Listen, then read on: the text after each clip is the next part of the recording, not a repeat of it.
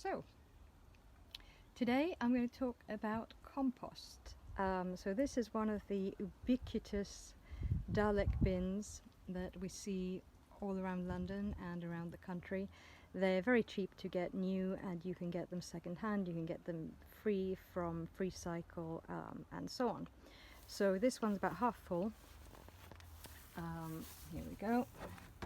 You can see there's a little bit of cardboard in there as well, and these tend to get quite dry sometimes, depending on what you put in them. I tend to just put in garden waste into that one, and I found that it had a couple of slow worms in there earlier on, so they must have been hibernating in there, so I was quite excited about that. You get the compost when it's ready from here. It can take easily a couple of years for that to happen, and this I've placed in the sun. So sorry, I'm going to step back a little bit. So yes, so here we go. So this one I've placed in the sun so that it rots down quicker. I'm going to show you another really easy way of composting as well,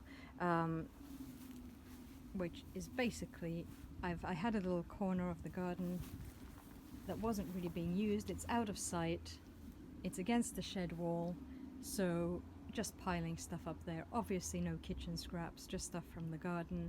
It just gets piled up there. And then, as an added bonus, I can just use some of that stuff when I build my no-dig beds. It's just there, it's ready to go. Another bonus, and the reason why I started this in the first place here, was I was getting bindweed popping up from the neighbour's plot, and it's popping up here, so as I keep throwing more material onto it, it's popping up less and less, and it's pretty much being contained now because it can't come up through there. Okay, I'm going to walk across to my third composting system. So this one is my hot bin. It's my third composting system that I want to show you. It's covered in tape and in bits and pieces, and that's to stop the cat digging its claws into it, because it just found it absolutely irresistible, and you can even see the claw marks there. It's basically made of styrofoam. It's got a little indicator of thermostat, and at the moment this says it's at about 40 degrees Celsius. Inside I just looked and I think it's about 50. And the way it works is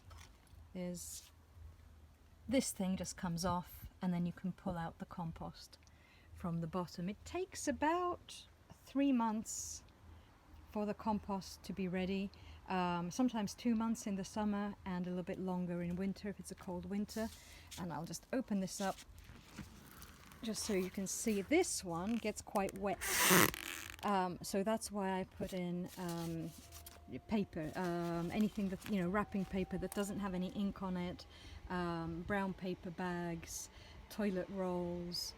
I put all of that kind of stuff in here to soak up some of the moisture, because this is where all the kitchen waste goes. And let's see, yeah, it's at 55 degrees at the moment. There's some banana peel and other very exciting yummy things, and some worms, so it looks like there's quite a lot of worm activity in there. And I've got to say, I love this. It's fairly big. It's a fairly big bin, but if you've got the space, if you've got it somewhere near your kitchen door, because that just makes it really easy to put stuff in, it's a very, very good way of getting compost quickly, and of course of getting rid of a lot of garden waste and kitchen waste as well. But anyway, so that's composting 3 ways. There we go. I've opened the compost. You can see that's some really, really nice fresh compost there, complete with worms, and it's all ready to go on the plants.